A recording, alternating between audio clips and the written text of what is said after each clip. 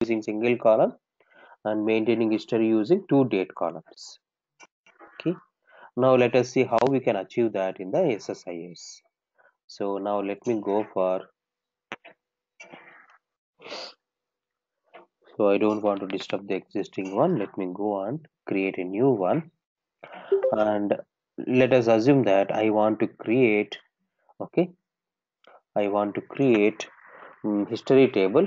So using a single active column. Okay, so this is our master table and this is our historical table. Now let me delete the data. First of all, let me delete the data, okay, in the historical table.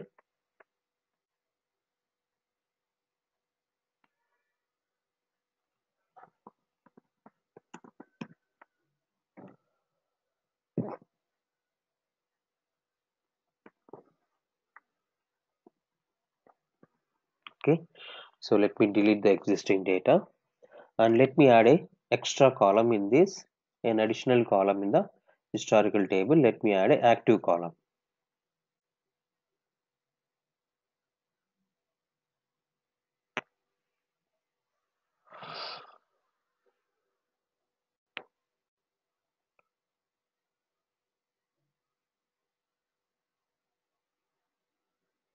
So let me connect to that particular server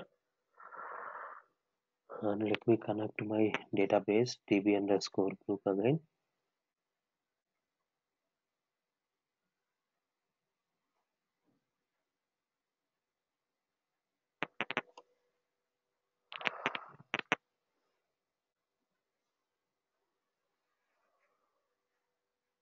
Oh God.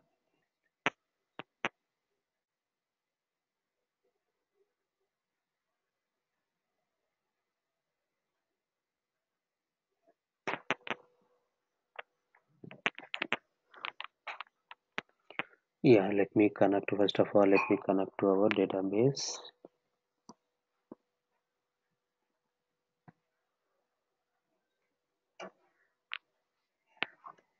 Then let me delete this table. So I'm deleted the data from the table. Now let me add a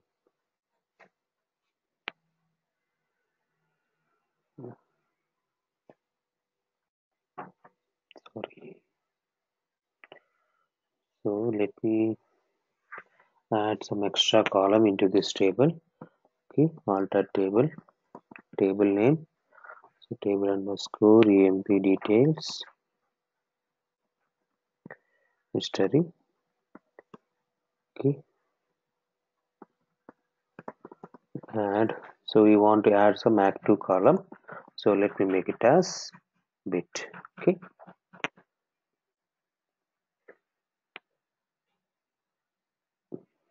Okay, now you can go and see that. So we have one master table, that is employee details, and we have an extra, and we have historical table, okay, history table, and with one column extra as active column. Okay, so do we have any designation is there? Yes, we have some designation is there. Okay. Okay, so now first of all let me update. So everything is team lead. Let me update, or let it be like that only, no problem. Okay. So for employee 6, we have some software engineer designation. We'll update that column, particular column. Okay. So we have one extra single column in the historical table. Now let us come to our SSIS. Okay. So let me go for it. So in yesterday class we have seen this.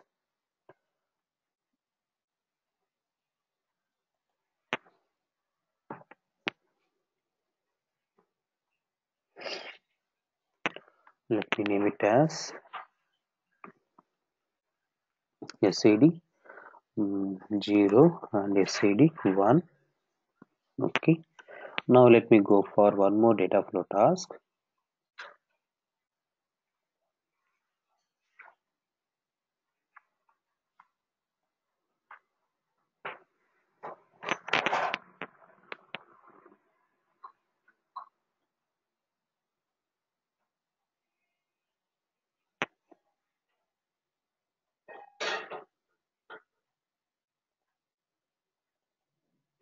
So here let me take my source table.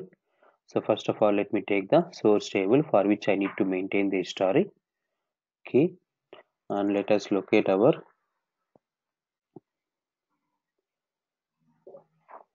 table. So it is present under the dbBrook in which table? So table underscore emp details.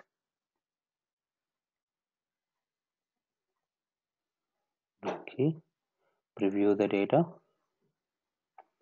So we have 6 records. Okay, and the last record designation is software engineer.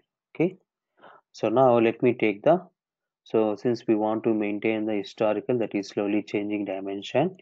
Okay, history when the dimension value changes. So let me take the transformation.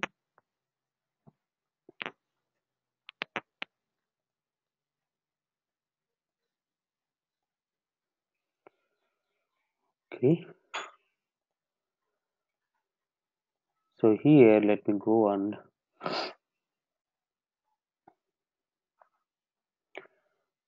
So you no need to do anything, we just need to take the help of wizard. Okay, you don't need to go and manually design the package, so it will take care of designing the package. Okay, and where is your historical table is present? In the same database. And what is the table name? That is details underscore history. Okay, so now you can see that we have one, apart from these are all the columns present in both the tables, but in the historical table we have an extra active column is there. Okay, so now what is the mapping column? So let me take employee as the mapping column or business key column. Okay, so go to next. So let us point all the input columns. Okay, so here active won't be shown here. Okay, what are the existing columns in both the tables? It will be shown here. And now let us make my designation column as historical attribute. Okay, historical attribute for which we need to maintain the history. And we can see here historical attribute means select this type when changes in column values are saved in new records. Okay, previous values are saved in records marked as outdated. This is a type 2 change.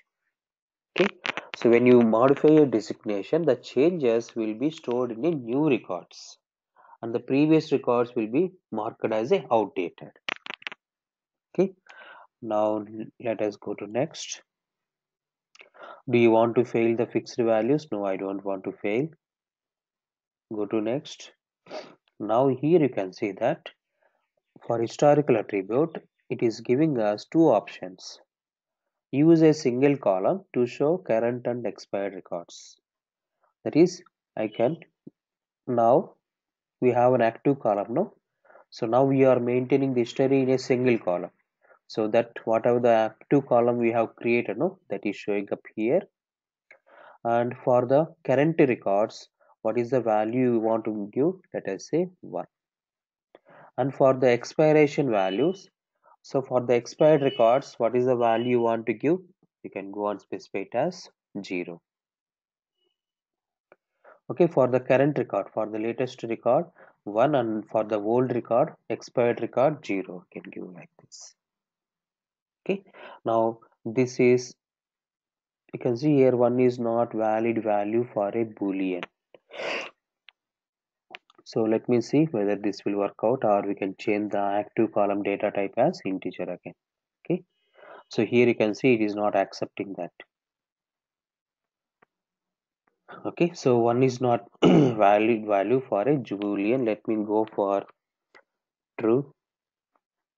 Okay, and let me go for false.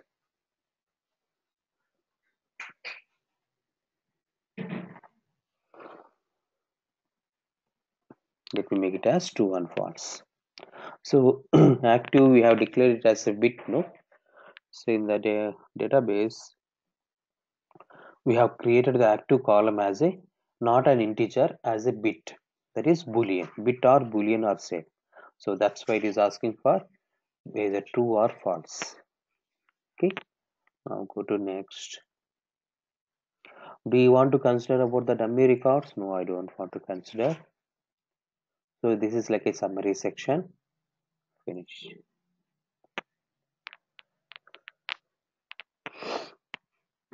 So now you can see based upon our selection, it will go and create the package on its own. Okay. So in order to implement that SCD type 2 functionality, so it has designed its package. Okay, whenever a new record comes, it will go into this pipeline. Okay, new pipeline. And whenever existing record comes, it will go into this pipeline and it will execute all these transformations, derived column, OLDB command, union all, okay, like this. So now you don't need to worry about, means you don't need to design your package. That exercise solution itself, okay, framework itself will design the package based upon our selection. So now initially there are no records in the historical table. So every record will be pushed into as a new record. Okay. Now every record will come into this new output. Now let me go and execute this.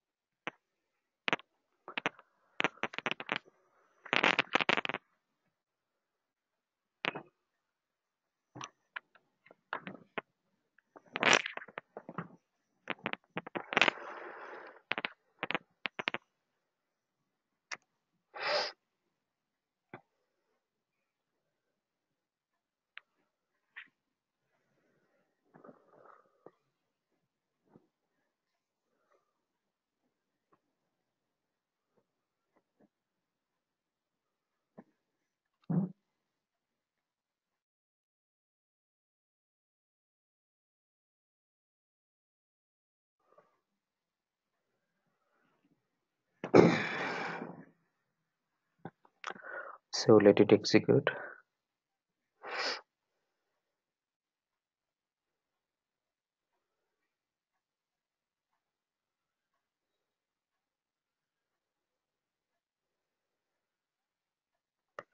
So now you can see that all the 6 records are pushed into the new output. Now let us go and check in our database. Okay.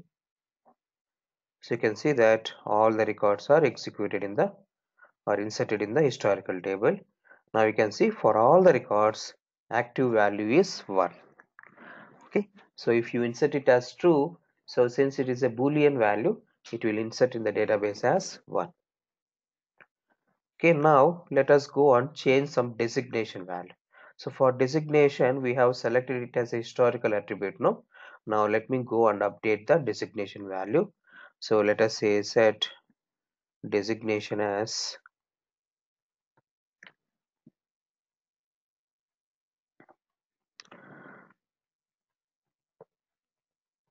so for employee ID 6 right now, employee ID 6 designation is employee ID 6 designation is software engineer. Now let me update to senior software engineer. Okay. So let me update the employee 6 designation as senior, okay, software engineer, like this. Okay, where employee is equal to 6. So I'm updating in the source table, that is in the master table. We are updating the master table here. Okay, now let us go and see whenever his designation changes, okay, in the source table the designation is changed. Now let me go and re-execute the package. So it will detect a change in the designation column. Okay, let me go and execute. And what it has to do? So it has to insert a new record with employee ID 6. A new record should get insert, and for that active value should be 1, and for the previous record, okay, active value should be 0.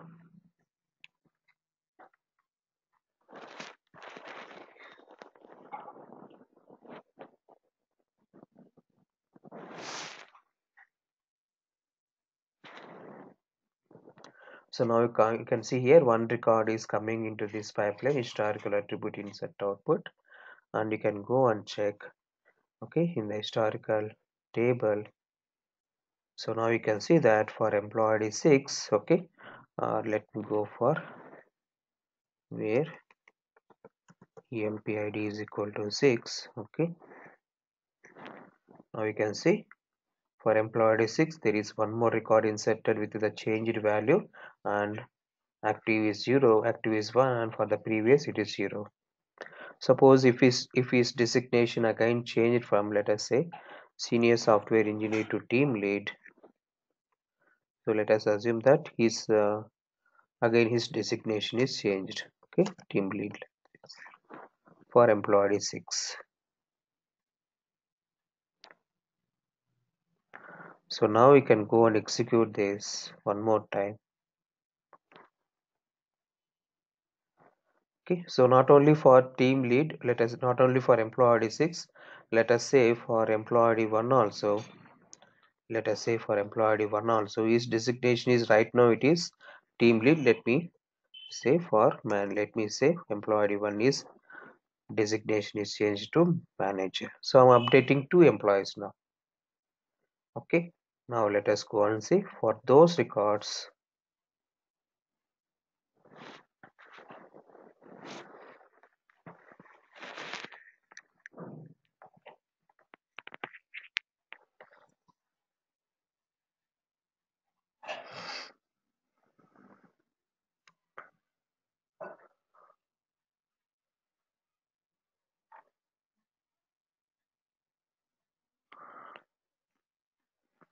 So now you can see two records has come into this pipeline.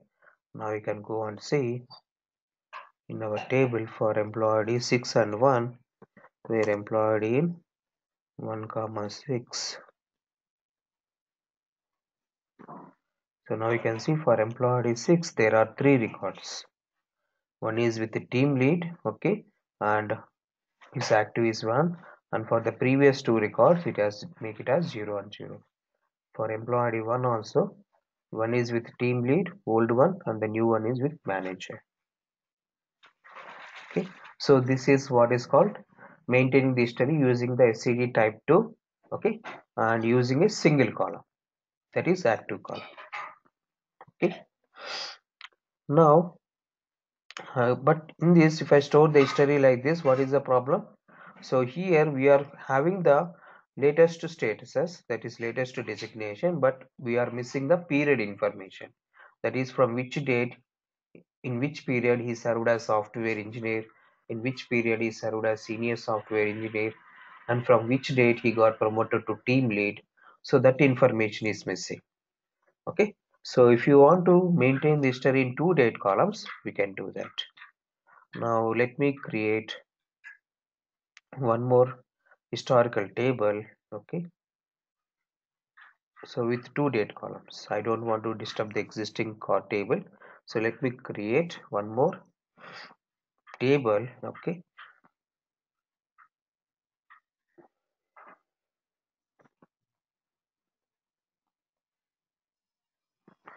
select star into table underscore emp details history.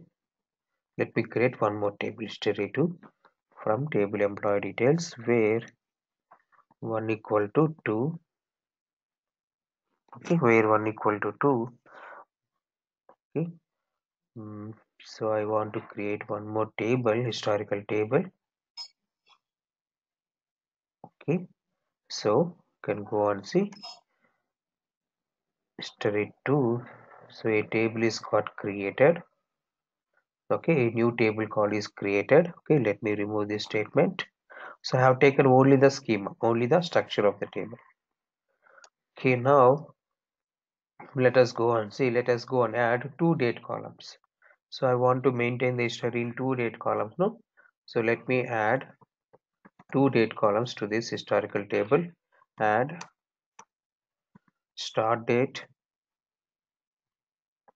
okay, as date time, and end date, okay, as date time.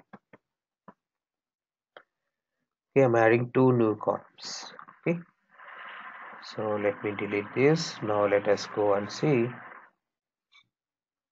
So we are adding two date columns to maintain the history. So now let me go to this.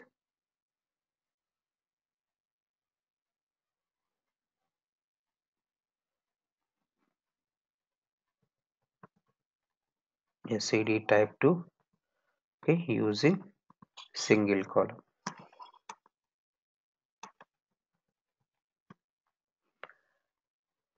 Okay, so now let me take one more data flow task. So let me repeat the same. So let me take the OLEDB source. In this, my source table is EMP details. This is my source table. Okay. Now let me take slowly changing dimension transformation. Let me pass the info to this. Okay. So here inside this, so let me take the historical table. In which table we want to maintain the history. Now let me take the history 2 table. Now we can go and see that there are two date columns, start date and end date also is coming. And in order to compare these two tables, let me make employee ID as the business key column. Go to next. So let us populate the columns, okay, from the input table. Okay, these are the columns which are present in both the tables. Okay, now for designation, let me make this designation as historical attribute. Okay, now historical attribute means now we want to maintain the history in two date columns. Okay, go to next. I don't want to fail for the fixed attributes. So now we can go and see. So we have two options. Now let us take the second option. Use start date and end date to identify current and expired records. Start date column is whatever the start date column we have created, can go and select this. Okay, so variables to set the date values. So as a starting value, which date value you want to consider? Whether you want to go for system start date or system creation date or container start time. So whichever value we can take. Only some small seconds difference will be there. This is system start time. Okay, so whenever, okay, you are executing this package, okay, what time you are executing this package, or what time you have created this package, or what time we have created this, if it is present inside a container, at what time we have created that container. Both all three will be same, but only some small seconds difference will be there. Let me take the system start time is whenever the package is executed. Okay, at what time the package is getting executed. Okay, that time will be selected as a start date. So this time initial start date will be this time. Okay, so go for next. Do you want to consider dummy records? No. Finish. That's it. So it has designed its own package. So right now there are no records. So right now there are no records. Okay, now let me update the employee 6 from team lead to let us update from. So let me execute first. So every record should get inserted into the historical table. So it will treat all records as new records and insert into the historical table.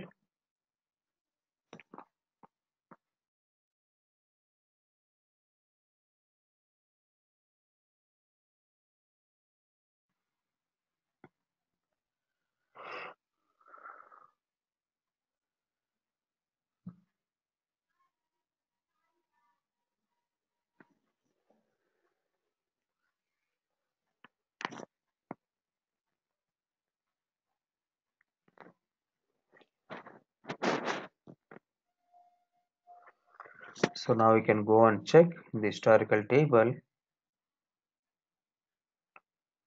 Okay, so every record got inserted and you can see it has taken that, so 7:44.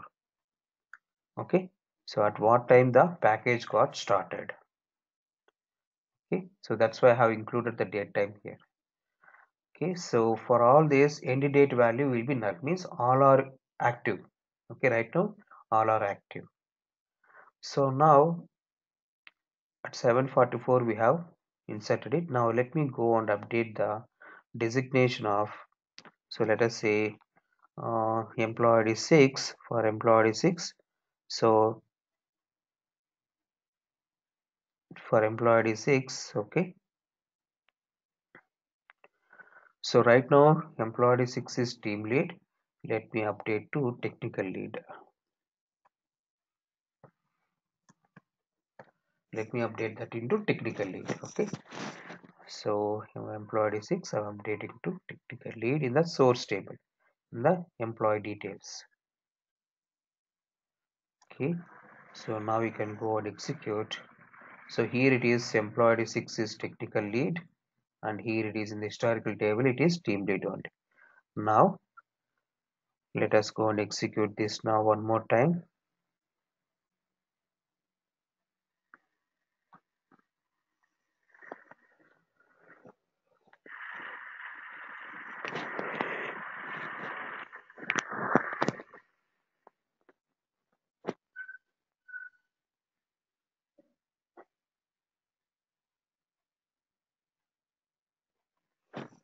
So now you can see one record has come into this. Now let us go for and see.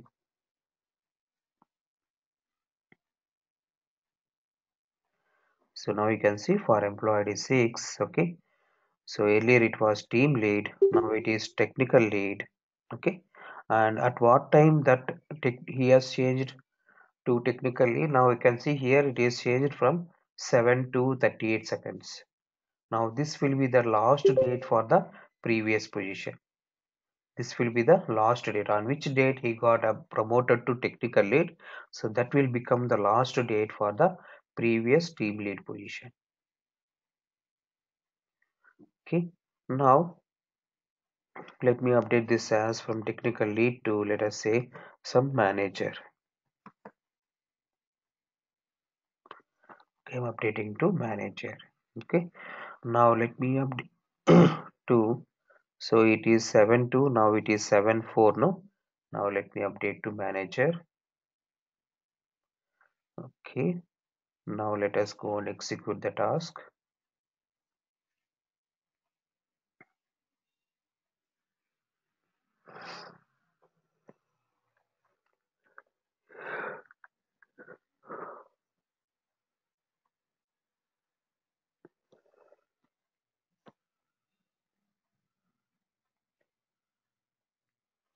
So now you can go and see.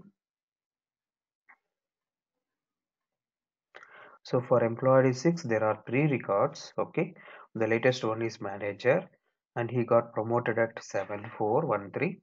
Now you can see this will be the last date for the previous position. That is, this will be the last date for the previous position. Okay, and for the current record end date value will be none. So if I store the information like this, now I will come to know that, okay, employee 6, earlier he was team lead, got promoted to technical lead, got promoted to manager, and in which period means we can go and see that period information also. Okay, like this. So this is what is called maintaining the historical data in a 2 date columns. Okay, so that is about the SID type 2.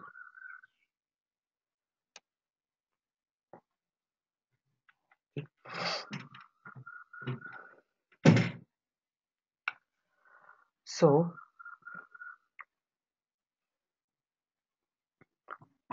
this is about SID type 2 with 2 date columns. Okay, now can anybody remember what is the lookup transformation will do? So if there is a data changed, okay, So if there is a data change happen between the, so let us say I have a source data and I have a destination table. So let me show you one important interview question, okay, and which is highly used in improving the performance of your packages also. Now let me take, so let me go for, so you understood about the SCDs, no? Now let me go for and explain you the difference between the lookup and the SCD type 1, okay. So let us assume that I have one text file. So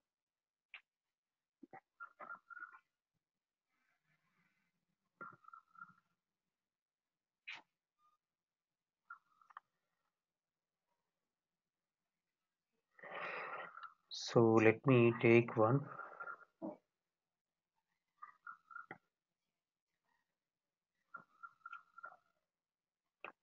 Okay, so I have some text file in which I have some 6 employee data. Okay, I have some 6 employees information. Okay, now I want to maintain the history for this table. Okay, or maintain the history means I want to do that incremental load, that is upset and insert, update and insert. Whenever a record got inserted into this table, I should get insert in the SQL database table also. Okay, so let us assume my customer is sending the employee information in this text file. Okay, my customer is sending the employee information in this text file. Whenever a new employee is joining, so he is sending that new employee information to me. What I have to do is I need to maintain the history. I need to maintain the history in the destination table, some SQL table. So let us take, so let me go for, so for that I will get the lookup transformation. So let me take a data flow task. So my customer is sending the employee information in a text file. So let me go and take the flat file source and let me locate the text file. And we have the connection already. Yes, we have the connection already. Let me use that connection. So now we can see that we are getting the 6 records. Okay, what I have to do is I have to push into my destination table.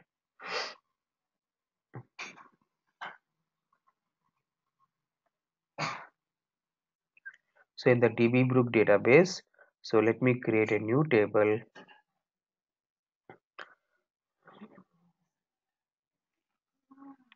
table underscore emp data,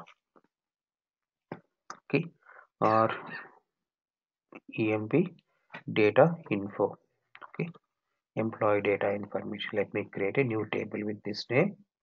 Click on OK. Go to the mappings. Click on OK.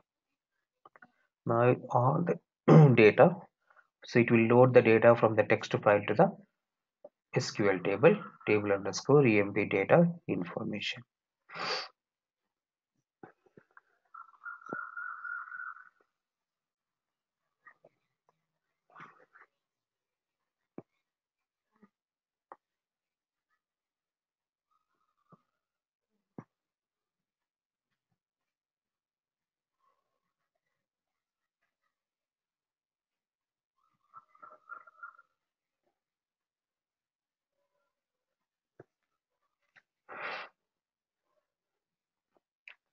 So now you can see 6 records got pushed into this destination table.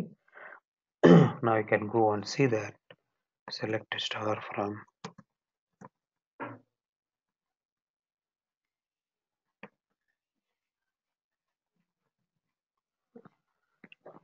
so all the 6 records got inserted into the destination table. Now what happened is, so my customer is sending whenever a new employee is joining, okay, so he is sending that information. So let us say 2 employees are joined again. Okay, so let us say some employee 7 and some employee 8. Okay, now let me go for and say, let us say Ashok. Okay, Ashok, and let us say something like Amar. Okay, so some salary, let us say something like 10, okay, and something like 20, some information. So let us say something like tech lead, okay, and something like manager or software engineer, okay, like this. And along with this new employees, so he is modifying the existing data. Let us say employee one salary is changed from 0 to, let us say, some 10,000, okay, and employee 2 or employee 6, okay, he is changed from Hyderabad to, let us say, something like Delhi, okay, and let us say he's yeah, that's it, okay. So there is a change happened in the salary column and the city column, okay, and along with the existing employee changes, some new records or some new employees also changed. Okay, now when a new record comes, okay, it should get inserted into the table, destination table, and when an existing record comes, it should get updated. So for that purpose we are using the lookup, okay. So we already seen this. So let me go for and take one more data flow task, okay, or in the same thing. So before putting the data into the destination, okay, what we are doing is, so in order to identify which is a new record and which is existing record, we are using the lookup transformation, okay. So if you go and see, so now we are getting a two new records and some updated data, okay, 10,000 and Delhi. Now I need to identify which is a new record and which is a existing record. For that purpose, we have taken lookup earlier. In the OLEDB, inside the lookup, we are taking your destination table is present in the OLEDB connection. Go to this, and in which table, where is your destination table? With which table you need to compare? That is my table underscore EMP data info. So we are getting that source data from text file, and we are comparing with the destination table, okay. And for the comparison purpose, what is the common column used? We are using the employee for comparison purpose, okay. And go to the general, and if you find a no matching entries, that is new records, when you are finding a no matching entries, so we are redirecting to the no match output. That's it.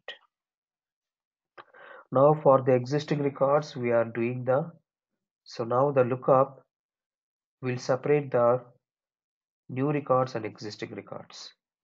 So if it is no match output, that is new record, we are inserting into this destination table. Okay, we are inserting into the EMP data info if it is a new record. And for the existing records, we are updating, we are taking the OLEDB command. Inside that, we are writing that update command. So my destination table is present in DB group database. And what is your table? That is in the SQL command, we are going and executing the update query. Update table underscore emp underscore data info set salary. So which columns we have updated? Salary column we have updated, comma, designation column we have updated, not designation, which column? Salary and city. EMP city column we have updated. EMP city is equal to question mark, where EMP ID is equal to question. This you guys already know. Okay. Now go to the column mappings, and for the first column we are updating the salary. For the first question mark we need to pass the salary column. For the second question mark we need to pass the city column. For the third question mark we need to pass the employee column. This is the columns coming from the input text file. Okay, in the corresponding question marks, first question mark we are passing the salary value, second question mark city value, third question mark EMP ID value. Now how many columns, how many records we have updated? how many records we have updated? We have updated employee 1 value, and we have updated employee 6 value. Only out of 6 existing records, we have updated only 2 records. That is true, no? Now when I execute this, what is the lookup is doing? So it will separate the new records and existing records. Okay, that's it. Now we can go and see.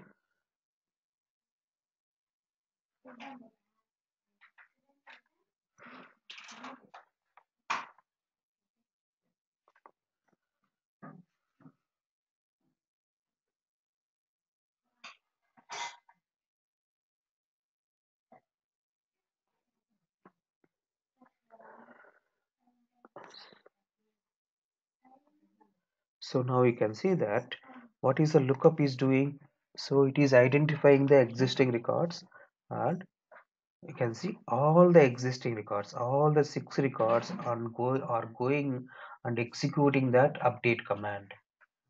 Okay, so all the 6 records, I have modified only 2 records data, but here you can see if I use lookup, so it will send all the existing records, 6 records, into this OLDB command, and all the 6 records has to execute that update command. Okay, so now we can go and see it is getting updated, that is fine, but it is sending this update query is executed for all the existing records. Suppose assume that there are 10 lakh records in the source, so all the 10 lakh records has to gone through update query. So it has to update for each and every 10 lakh records. This update query, so all the 10 lakh records will go and execute this update query. Out of 10 lakh, let us say only 2 employees data is changed. Okay, but still we are executing that update command for all the 10 lakh records. That is true, no? Now let me use the SCD type 1 in place of lookup. And let us see the difference. So let me use the SCD type 1 now. Instead of lookup, let me use the SCD type 1. So for the same functionality, I will use the SCD type 1 now. So get me the source data.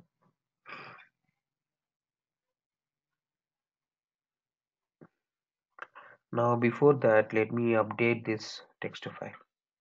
So let us assume 2 more employees has joined. Let us assume 2 more employees has joined.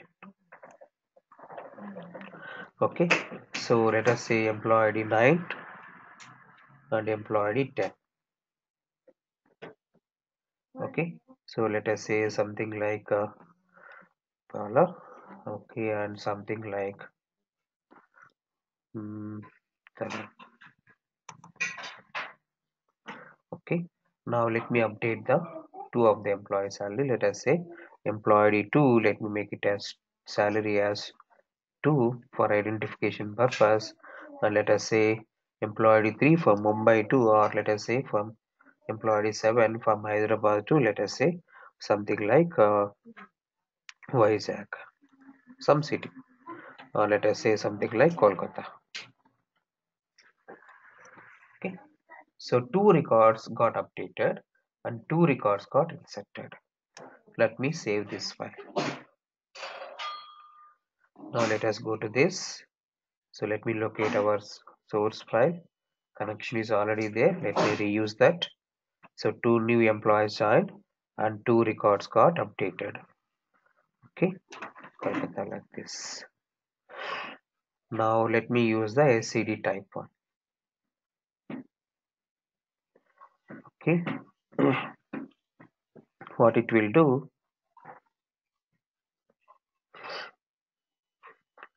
So in which table you are maintaining this study? So this is your source table, and what is your actual table? EMP data info. So which table you need to take for comparison purpose? EMP data info. Now how we want to compare these two table data? For comparison purpose, use the employee ID column. Now go to this. Okay, let us populate all the columns. And in which columns we have done that? Okay, so let us go and make it for all the columns. If you want, you can go for all the columns, or we can go for only the columns which you have changed.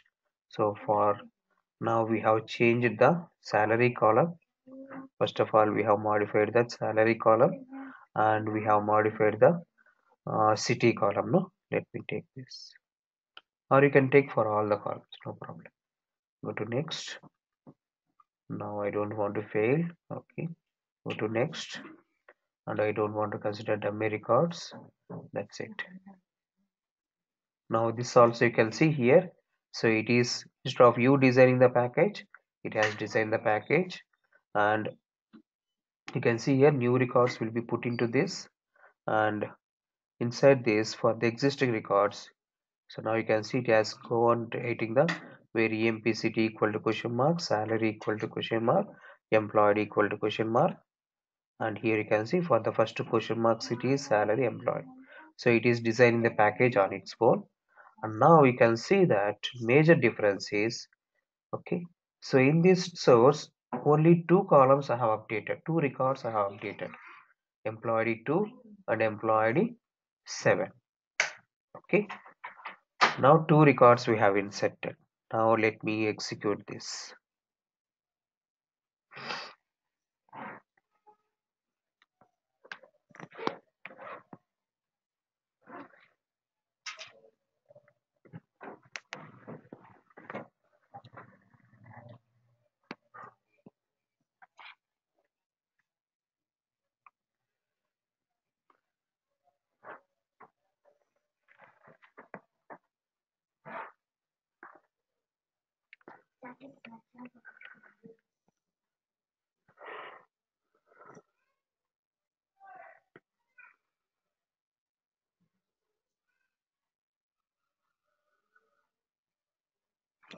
So now you can see that, the two new records are pushed into this, and importantly, how many records are coming here? Only the records which are updated, which are getting changed, which are got changed. Not all the records it has sent. Out of 10 records, you can see, out of 10 records, 2 records are updated, and only whichever records got updated, how many? 2 are updated. So there is a major change here. So if we are in the source table, if you are having some 10 lakh records and only 2 records are changed, so this transformation SCD type 1 will sending only those 2 records. So it is sending only those 2 records for the update action.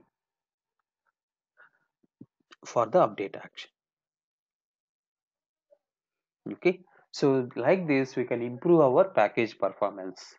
If I replace lookup with SCD type 1, so I need to update only 2 records instead of all the 10 lakh records. I need to update only 2 records. That's it. Okay, so that is the major difference. Okay, understood. Now you can go and see the functionality wise both are same. So it is also inserting new records, and it is also updating the existing records. Okay, the functionality wise both are same.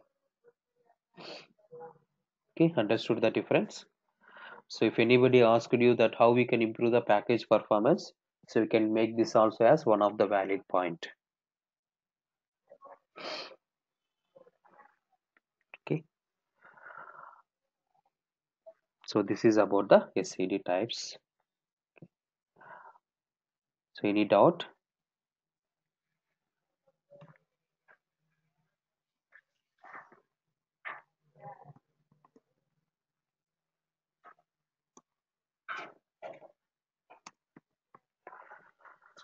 Okay, can I stop now?